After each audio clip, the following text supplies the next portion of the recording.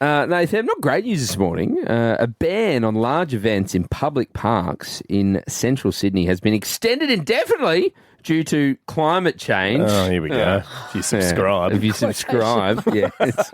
Oh, no. Well, getting hotter seems pretty good to me. Warmer weather. It's in an effort to protect grass from damage.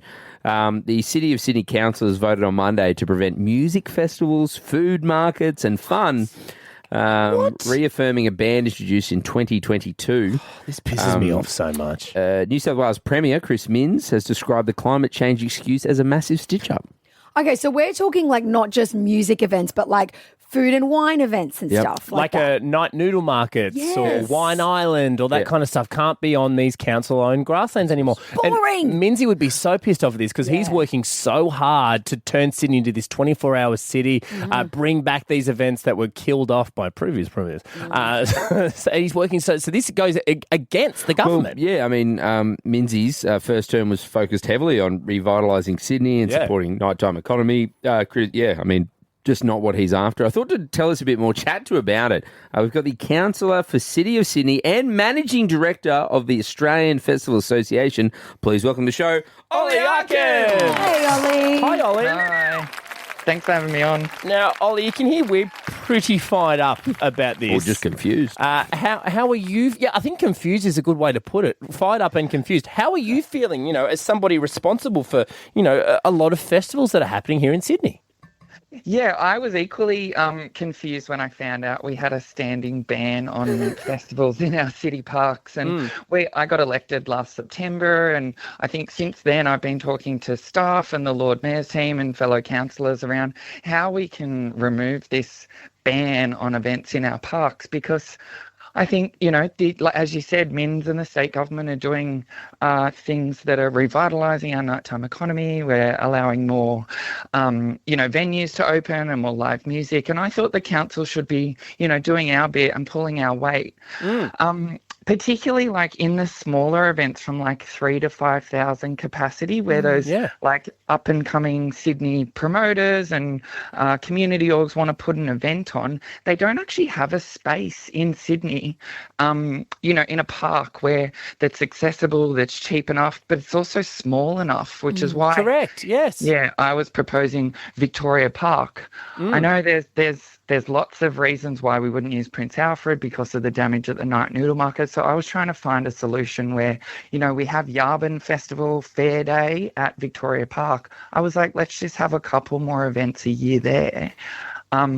But yeah, the Lord Mayor had a different view. On food and wine festivals, we actually allow the Piedmont Food and Wine Festival. So that's why I was very confused about, why certain events but not others, particularly when there's a huge demand. So, Ollie, you put forward a motion. Tell me if I'm getting this right. You put forward a motion to the council, and Clover Moore, our Lord Mayor, she's kicked it back and saying, no, we're going to uphold this ban. That's what happened.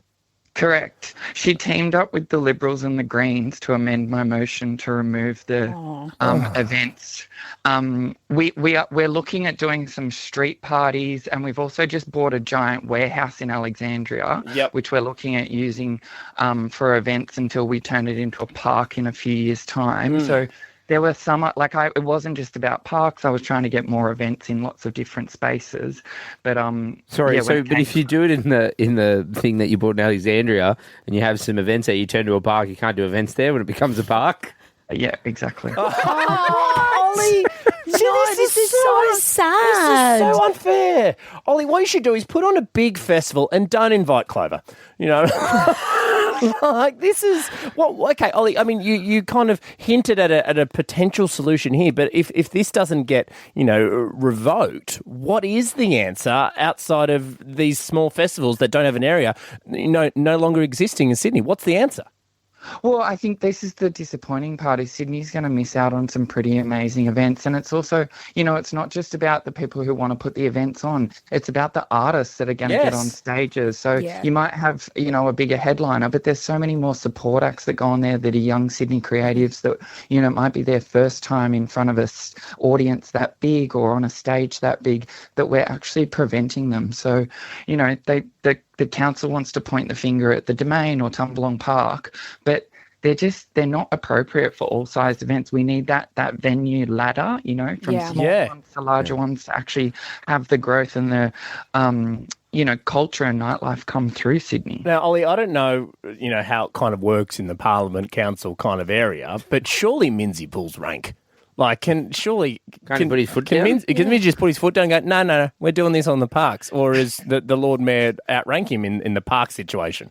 No, well, in the parks that we look after, it is a decision of council, which is, the argument I was making on Monday. Like, this is a part that we could play because we're responsible for these. I take the point of the state government. Like, we all need to be pulling in the same direction to improve Sydney's nightlife and culture. But Ollie, thank you so much for joining us. Councillor for the City of Sydney and Managing Director of the Australian Festival Association. Good luck with it, Ollie. Keep fighting the good fight. Yeah, thank you.